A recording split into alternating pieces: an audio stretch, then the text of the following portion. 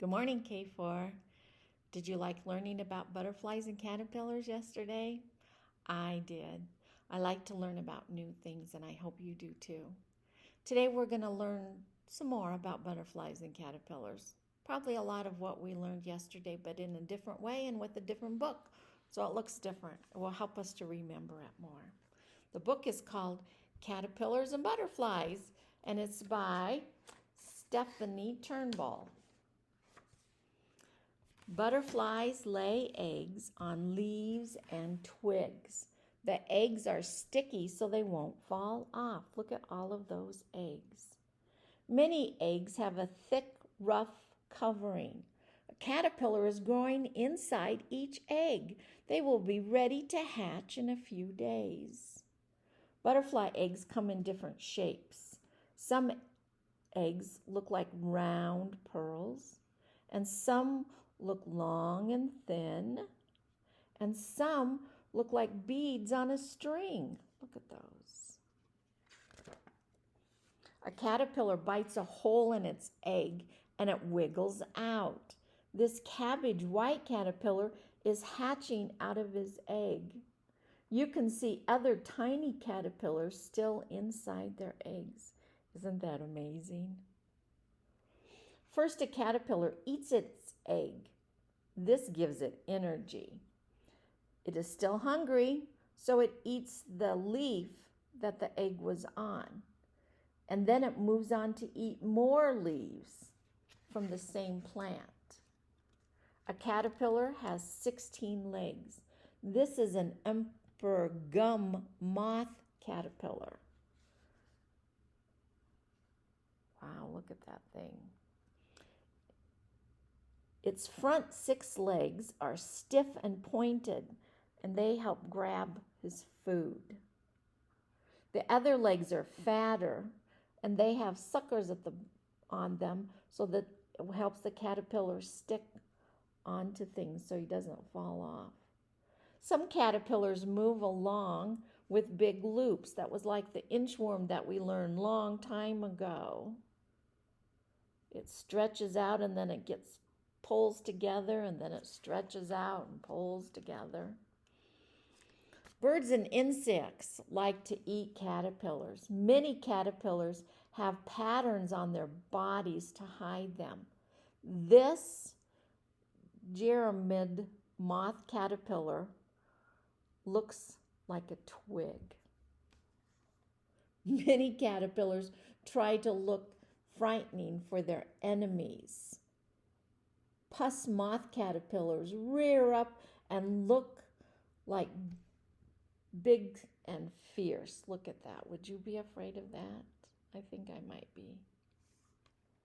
Sweet oil caterpillars eat poisonous plants. It doesn't hurt them, but it makes the birds not want to eat the caterpillar. Soon caterpillars are ready to turn into butterflies. First, a caterpillar finds a safe, sheltered place. It hangs upside down, using its hooks on its body. Its skin splits and falls off. Underneath, it has new skin. This skin gets harder and harder until it's like a case. This hard case is called a pupa, or a chrysalis, or a cocoon. It has lots of names. This book calls it a pupa. A pupa hangs without moving for weeks. Inside, a butterfly is growing.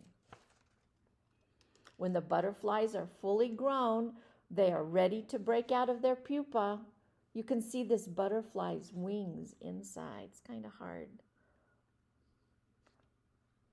The butterfly slowly pushes out of its pupa, and then it stops to rest.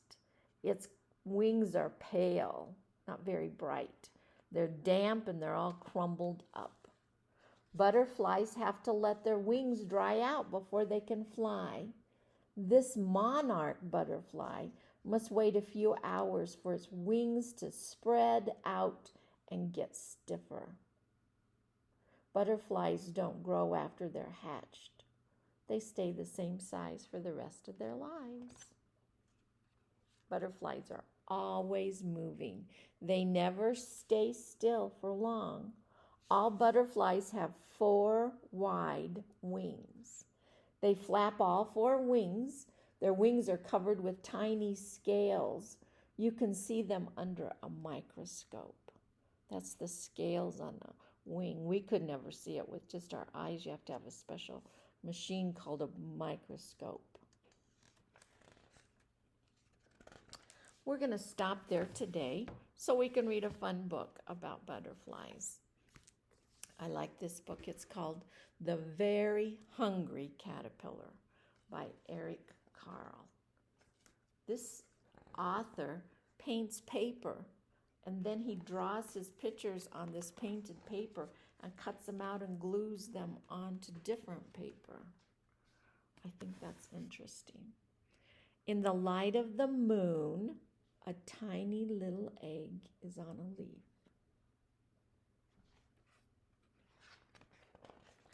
On one Sunday morning, the warm sun came up, and pop, out of the egg came a tiny and very hungry caterpillar. He started to look for some food. On Monday, he ate through 1 apple, but he was still hungry. On Tuesday, he ate through 2 pears, but he was still hungry. On Wednesday, he ate through 3 plums, but he was still hungry. You can finish this, can't you? On Thursday, he ate through 4 strawberries, but he was still hungry. On Friday, he ate through 5 oranges, and he was still hungry. On Saturday, he ate through 1 piece of chocolate cake, 1 ice cream cone, 1 pickle, 1 slice of Swiss cheese, 1 slice of salami, 1 lollipop, 1 piece of cherry pie, 1 sausage, 1 cupcake, and 1 slice of watermelon. That night, he had a tummy ache. The next day was Sunday again, and the caterpillar ate through 1 nice green leaf. And after that, he felt much better. But now he wasn't a little caterpillar. He wasn't hungry anymore. He was a big caterpillar. Look at how big he is. He's huge. He built a small house called a cocoon, a chrysalis, a pupa, around himself, and he stayed inside that for 2 weeks. And then he nibbled a hole in the cocoon, pushed his way out, and he was a beautiful butterfly. Oh, very pretty. Oh, I like that book. I hope you liked it too. I hope you have a great day. I miss you. I love you. See you later, alligators.